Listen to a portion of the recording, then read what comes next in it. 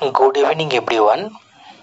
আজকে আমরা online audio ক্লাসে দ্রবণ অধ্যায়ের পার্ট 2 পোর্শনটা আলোচনা করব। এই ক্লাসের প্রথমেই আমি যেটা সম্পর্কে বলবো, গতদিনে আমরা প্রকৃত দ্রবণ, কলয়েডীয় দ্রবণ এবং প্রলম্বন সম্পর্কে আলোকপাত করেছিলাম। আজকে প্রথমেই আমরা এই তিনটে দ্রবণের মধ্যে তুলনামূলক আলোচনা করব।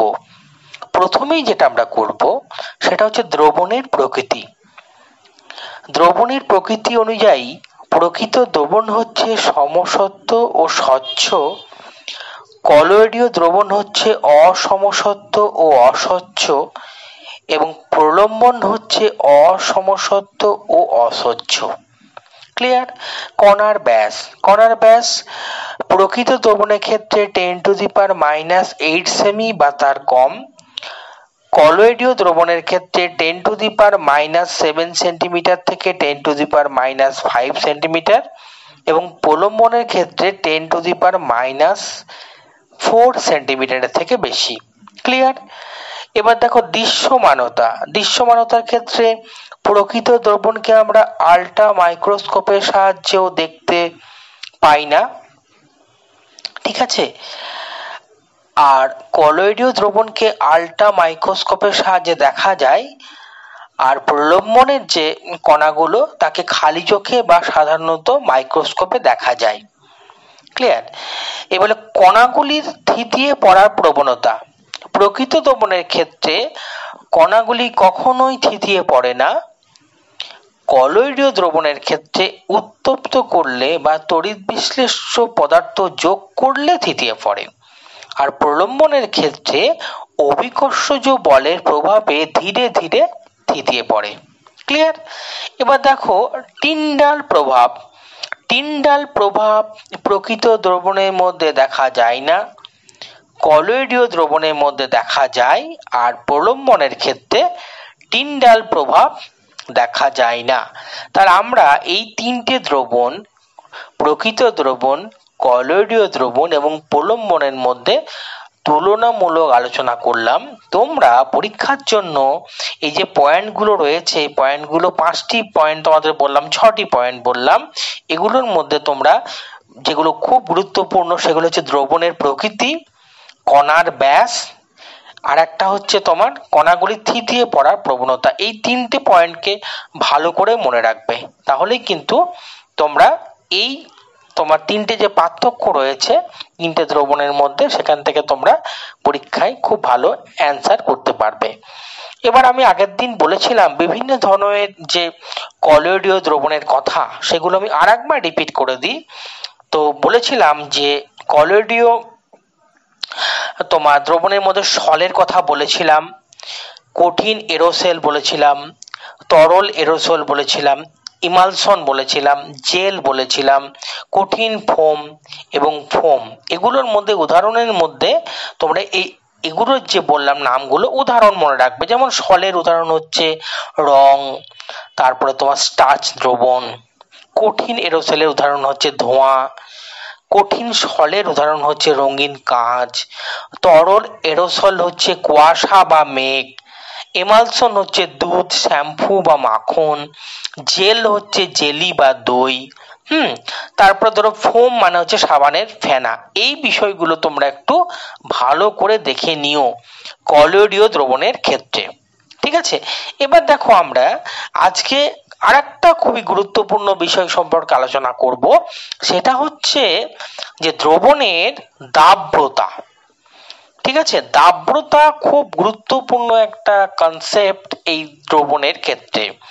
তো দাব্যতাটা কি না, দাব্যতা সম্পর্কে বলা হচ্ছে যে নির্দিষ্ট উষ্ণতায় কোনো নির্দিষ্ট দ্রাবকে বিভিন্ন দ্রাবের দ্রবীভূত হওয়ার ক্ষমতা দাব্যতার মাধ্যমে প্রকাশ করা হয়।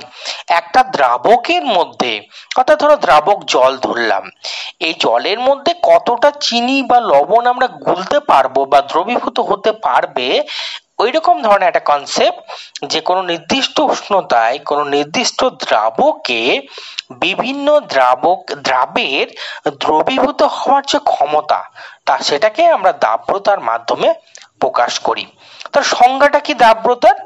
দাব্যতার সংজ্ঞা হচ্ছে নির্দিষ্ট উষ্ণতায় 100 গ্রাম দ্রাবকে স্বাভাবিকভাবে সবথেকে যত বেশি গ্রাম দ্রবীভূত হতে পারে, ম্যাক্সিমাম, অর্থাৎ দ্রাবকের পরিমাণটা ফিক্সড 100 গ্রাম, নির্দিষ্ট উষ্ণতায় সবথেকে বেশি পরিমাণ যত গ্রাম দ্রবীভূত হতে পারবে সেই ভর প্রকাশক সংখ্যাই হচ্ছে দ্রাব্যের দাব্যতা। ঠিক আছে, যেমন এক্সাম্পল বলি, যেমন 20 ডিগ্রি সেন্টিগ্রেড উষ্ণতায় 100 গ্রাম জলে সর্বাধিক 36 গ্রাম সাধারণ লবণ দ্রবীভূত হতে পারে। ক্লিয়ার?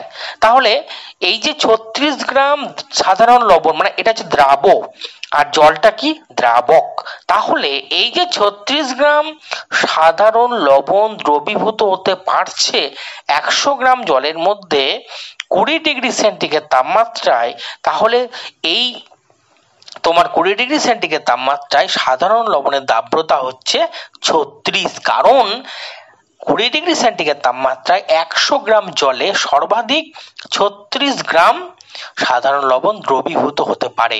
সেই কারণে সাধারণ লবণের দাব্যতা ওই নির্দিষ্ট তাপমাত্রায় অর্থাৎ 20 ডিগ্রি সেন্টিগ্রেড তাপমাত্রায় হচ্ছে 36। ক্লিয়ার? তোমাকে পরীক্ষায় দিতে পারে যে 50 ডিগ্রি সেন্টিগ্রেড উষ্ণতায় জলে পটাশিয়াম নাইট্রেটের দাব্যতা 85, এর অর্থ কি? পরীক্ষায় তোমার দিতে পারে যে 50 ডিগ্রি সেন্টিগ্রেড উষ্ণতায় জলে KNO3 পটাশিয়াম নাইট্রেটের দাব্যতা 85, এর অর্থ কি? আমি তোমাদের আগেই বললাম এই অর্থ হবে 50 ডিগ্রি সেন্টিগ্রেড উষ্ণতায়, ঠিক আছে, 100 গ্রাম KNO3 100 গ্রাম KNO3 100 গ্রাম জলে সর্বাধিক ওই 85 গ্রাম KNO3 দ্রবীভূত হতে পারবে। ক্লিয়ার? আবার বলছি, 50 ডিগ্রি সেন্টিগ্রেড তাপমাত্রায় 100 গ্রাম জলে সর্বাধিক পরিমাণ KNO3 কত দ্রবীভূত হতে পারবে? 85 গ্রাম। সেই কারণে এর দাব্যতা হচ্ছে 85। তাহলে দাব্যতার ক্ষেত্রে একটা খুবই ইম্পর্টেন্ট পয়েন্ট, সেটা যে উষ্ণতার কথা কিন্তু উল্লেখ অবশ্যই করতে হবে, কারণ আগেরটা বললাম 20 ডিগ্রি সেন্টিগ্রেড তাপমাত্রায়, পরেরটা বললাম 50 ডিগ্রি সেন্টিগ্রেড তাপমাত্রায়।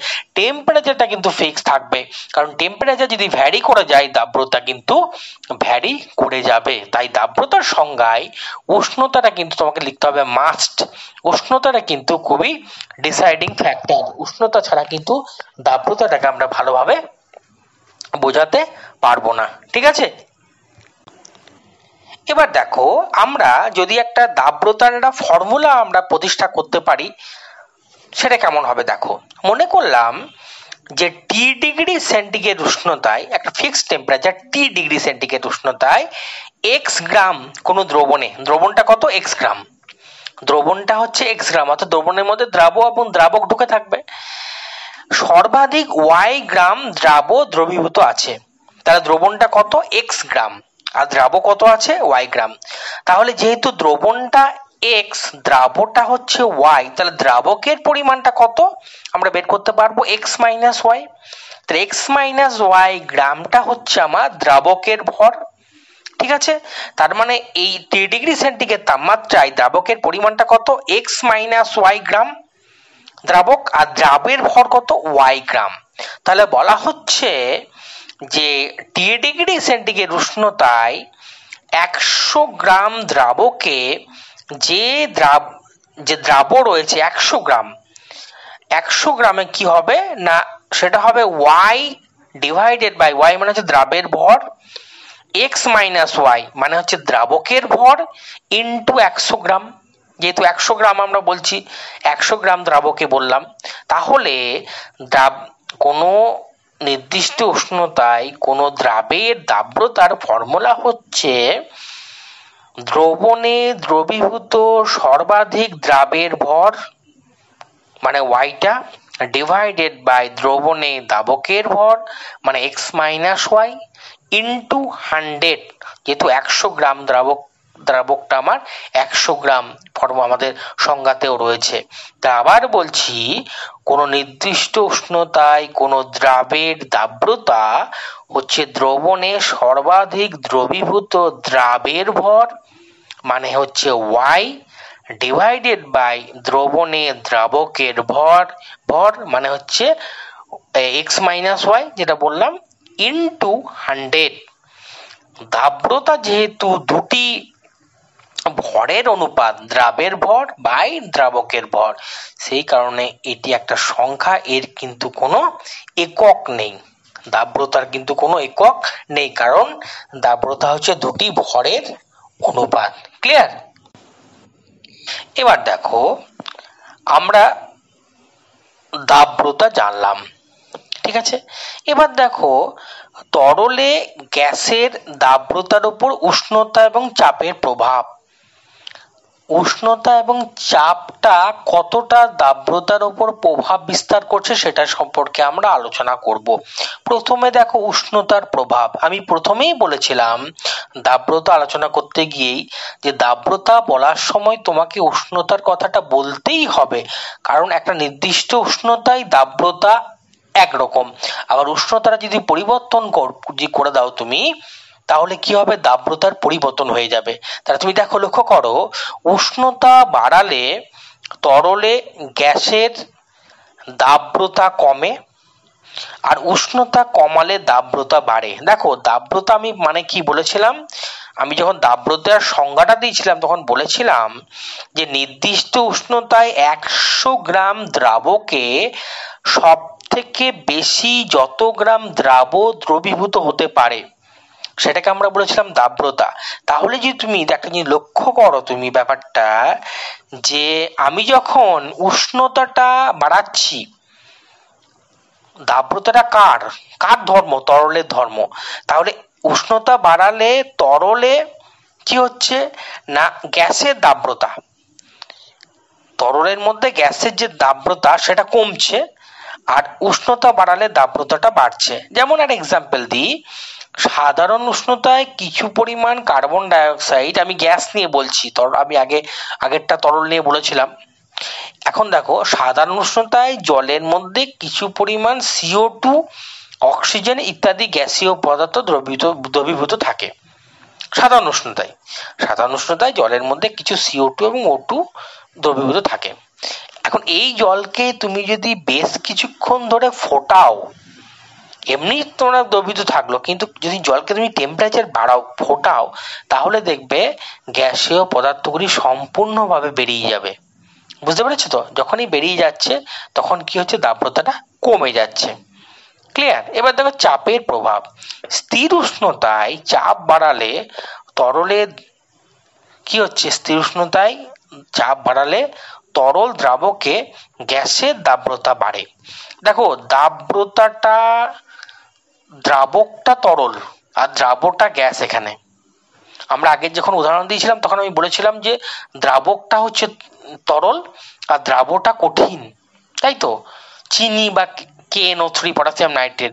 এবার এইটাতে এখানে কি হচ্ছে, দ্রাবকটা হচ্ছে তরল, দ্রাবকটা হচ্ছে গ্যাস। ঠিক আছে?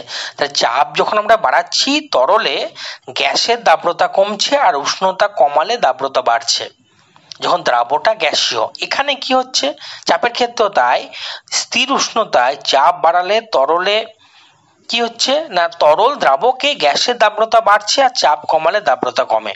তাহলে সিম্পলি তোমার উষ্ণতা বাড়ালে গ্যাসের দাব্রতা কমে, আর উষ্ণতা কমালে, মানে ব্যস্তানুপাতিক সম্পর্ক মনে রাখবে, ব্যস্তানুপাতিক সম্পর্ক উষ্ণতার ক্ষেত্রে। আর চাপের ক্ষেত্রে কি হচ্ছে, চাপ বাড়ালে দাব্রতা বাড়ছে গ্যাসের, আর চাপ কমালে দাব্রতা কমছে, অর্থাৎ সমানুপাতিক সম্পর্ক। তা তোমরা যখন পড়বে একটা কথা মনে রাখবে, উষ্ণতার ক্ষেত্রে ব্যস্তানুপাতিক সম্পর্ক উষ্ণতার সঙ্গে দাব্রতার, আর চাপের ক্ষেত্রে সমানুপাতিক সম্পর্ক। এই বিষয়গুলো একটু মনে রাখবে, তাহলে তোমরা কোনো অসুবিধার মধ্যে তোমরা পড়বে না। এবার আমরা আজকে যে বিষয়টা আলোচনা করব লাস্ট, সেটা খুব ইম্পর্টেন্ট একটা জিনিস দ্রবণের ক্ষেত্রে, দ্রবণের শ্রেণী বিভাগ। 3 ধরনের দ্রবণের কথা আমরা তোমাদের বলবো। একটাকে আমরা বলছি সম্পৃক্ত দ্রবণ, একটাকে আমরা বলছি অসম্পৃক্ত দ্রবণ, আর একটাকে আমরা বলছি অতিপৃক্ত দ্রবণ। সম্পৃক্ত দ্রবণটা কি?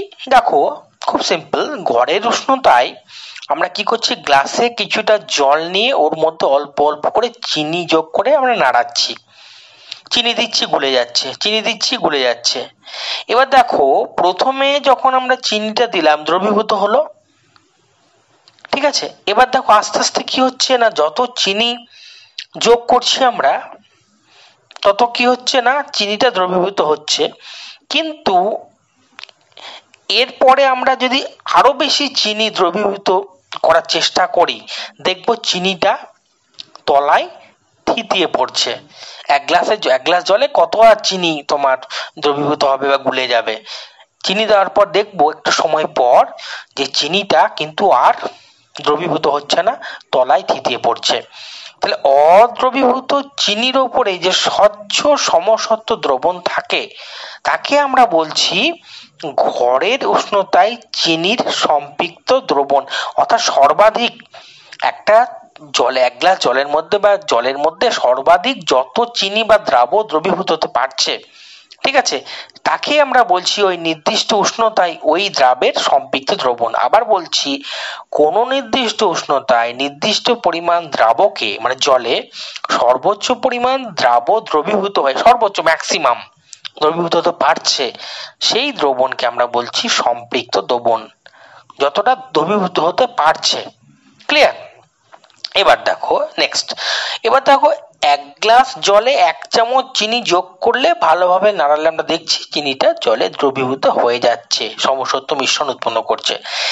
এবার আস্তে আস্তে আমরা চিনির পরিমাণ যদি বাড়াই, তাহলে দেখবো যে চিনিটা কিন্তু কি হচ্ছে না, জলের মধ্যে তোমার যে দ্রবীভূত হওয়ার ক্ষমতা আস্তে আস্তে কিন্তু কি হচ্ছে না, চিনির যে জলের মধ্যে দ্রবীভূত হওয়ার ক্ষমতা, যত তুমি চিনিটা বেশি দেবে, জলটা ফিক্স, পুরো চিনিটাতে গলবে না, মানে দ্রবীভূত হবে না। তাহলে চিনি যদি আরো বেশি যোগ করে নাড়াই, তাহলে দেখবো এই চিনিও কি হচ্ছে না, দ্রবীভূত হয়ে গেছে এবং দ্রবণের ঘনত্ব বেড়েছে। যত দিচ্ছ তত কিন্তু আস্তে আস্তে দ্রবীভূত হচ্ছে, যত দিচ্ছ মানে তুমি অল্প অল্প পরিমাণ চিনি দিচ্ছ। এবার দেখো যখন তুমি দেখছো যে চিনি দিচ্ছ, চিনিটা দ্রবীভূত হয়ে যাচ্ছে, কোনো সমস্যা হচ্ছে না এবং দ্রবণের ঘনত্ব বাড়ছে, একে আমরা বলছি অসম্পৃক্ত দ্রবণ। অর্থাৎ নির্দিষ্ট উষ্ণতায় কোনো দ্রবণে যদি আরো বেশি চিনি, মানে এমন সিচুয়েশন যে আরো চিনি যোগ করা যাবে, তুমি চিনি দিয়েছো জলের মধ্যে কিন্তু আরো চিনি দ্রবীভূত হওয়ার ক্ষমতা রয়েছে, অর্থাৎ নির্দিষ্ট উষ্ণতায় কোনো দ্রবণে যদি আরো বেশি পরিমাণ দ্রবীভূত করা যায়, তবে সেই উষ্ণতায় ওই দ্রবণকে আমরা বলবো অসম্পৃক্ত দ্রবণ। ক্লিয়ার? তাহলে আমরা সেটাকে বলছি অসম্পৃক্ত দ্রবণ। ক্লিয়ার? এবার দেখো তোমার নির্দিষ্ট উষ্ণতায় কোনো সম্পৃক্ত দ্রবণে যে পরিমাণ দ্রাব্য থাকা উচিত, কোনো বিশেষ শর্তে যদি বেশি পরিমাণ দ্রাব্য দ্রবীভূত হয়ে যায় বেশি পরিমাণ, তাহলে সেই দ্রবণকে আমরা বলবো অতিপৃক্ত দ্রবণ। কি বলবো?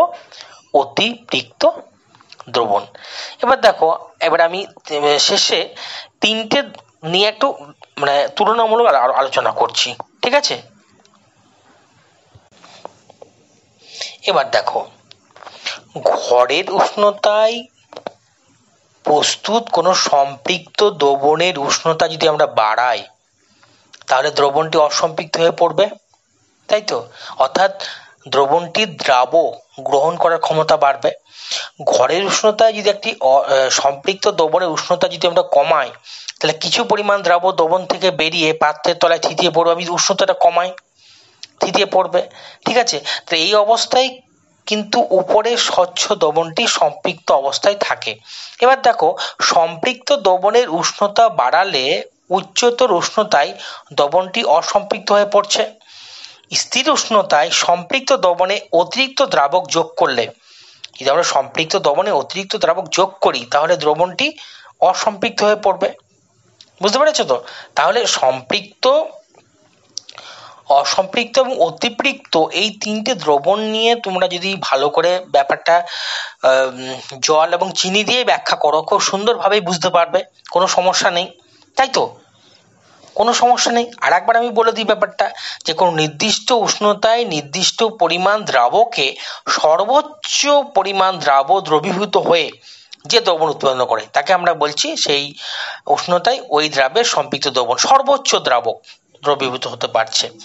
ওকে, এবার অসম্পৃক্তর ক্ষেত্রে কি হচ্ছে না, নির্দিষ্ট উষ্ণতায় কোনো দ্রবণে যদি আরো বেশি পরিমাণ দ্রবীভূত করা যায়, অর্থাৎ সেই জলটা দ্রাব গ্রহণ করার ক্ষমতা আছে, সেই উষ্ণতায় আমরা সেটাকে বলছি অসম্পৃক্ত দ্রবণ। আর নির্দিষ্ট উষ্ণতায় কোনো সম্পৃক্ত দ্রবণে যে পরিমাণ দ্রাব থাকা উচিত, ঠিক আছে, কোনো বিশেষ শর্তে যদি তার থেকেও বেশি পরিমাণ দ্রবীভূত থাকে, সেটাকে আমরা বলছি অতিপৃক্ত দ্রবণ। ক্লিয়ার? তাহলে ভালো করে তোমরা এই তিনটে দ্রবণ সংজ্ঞা, এই তিনটে দ্রবণের সংজ্ঞা এবং তাদের তুলনামূলক আলোচনাগুলো ভালো করে দেখে নেবে, ঠিক আছে?